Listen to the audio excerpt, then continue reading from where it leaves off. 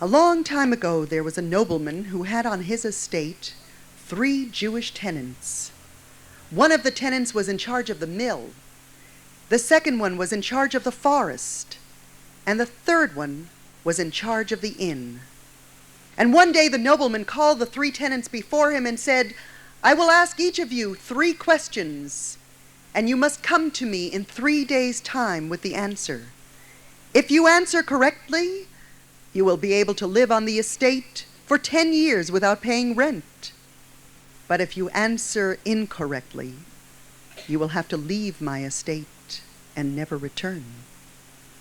The 3 questions are: what is the quickest thing in the world? What is the fattest thing in the world? And what is the dearest thing in the world? The first 2 tenants, the ones in charge of the mill and the forest, decided they would try to find out the answers together.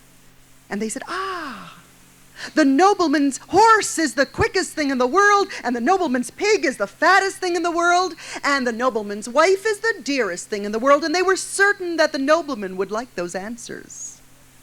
The innkeeper returned home looking sad and perplexed, and his daughter looked at him and said, Father, what is wrong?" And when he told her the 3 questions that he would have to answer in 3 days' time, she said, "Don't worry, Father. Answer this way. The quickest thing in the world is thought, and the fattest thing in the world is the earth, and the dearest thing in the world is sleep." In 3 days' time, the 3 tenants came before the nobleman. The first 2 gave their answers. "Wrong. Leave my estate and never return," he said. But when the innkeeper gave his answers, the nobleman looked at him and said, "Tell me, who gave you those answers? For certainly you didn't think of those yourself." "My daughter." "Your daughter? Bring your daughter to me in 3 days' time.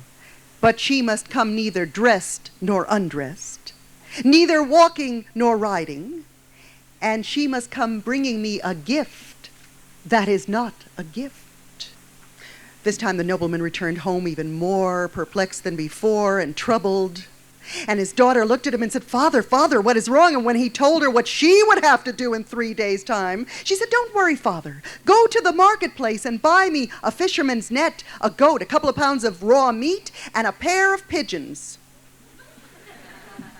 Not understanding what his daughter wanted, he did what she asked. And in 3 days' time, she began her preparations. She took off all her clothes and wrapped herself in the fisherman's net so she was neither dressed nor undressed. She got on the goat, and her feet were dragging along the ground, so she was neither riding nor walking. In one hand she carried the couple of pounds of raw meat, in the other hand the pair of pigeons, and so she approached the nobleman's house. And when he saw her coming, he released the dogs. The dogs came marking up to the goat, and she threw the meat, and the dogs ran after the meat, and so she was allowed to enter through the gates. The nobleman approached the young woman, reaching out his hand to receive the gift of the pair of pigeons, and just as she was about to give them to him, she opened her hand, and they flew away. And so she brought a gift that was not a gift. The nobleman looked at her and said, "I like you. I want to marry you on one condition, that you never interfere with any of my business affairs." And she agreed, and so they were married. And one day she was sitting by her window, and she heard a peasant weeping as he walked by. "Gentle sir, what is it that troubles you so, that you weep so?" "Oh, a terrible injustice," he said. "You see, I have a mare that I keep in a barn with my partner who keeps his wagon there. But last night my horse gave birth to a pony under the wagon, and my partner says the pony belongs to him. So we began to argue, and we brought the case to the nobleman, and the nobleman sided with my partner. It's unfair, it's unjust, I say." "Do as I say. Go and buy a fishing rod, and stand under my husband's window, and pretend you are fishing in the sand lot beyond. My husband will pass by and ask you, 'What are you doing?' So answer him, I'm fishing in the sandlot. He will say, it's impossible. And so tell him, it is impossible for a wagon to give birth to a pony.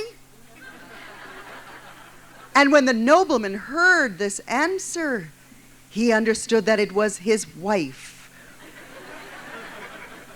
And so he grew red with rage, and he went walking and running through the house looking for his wife. And when he found her, he said, you have broken your promise not to interfere in my business affairs.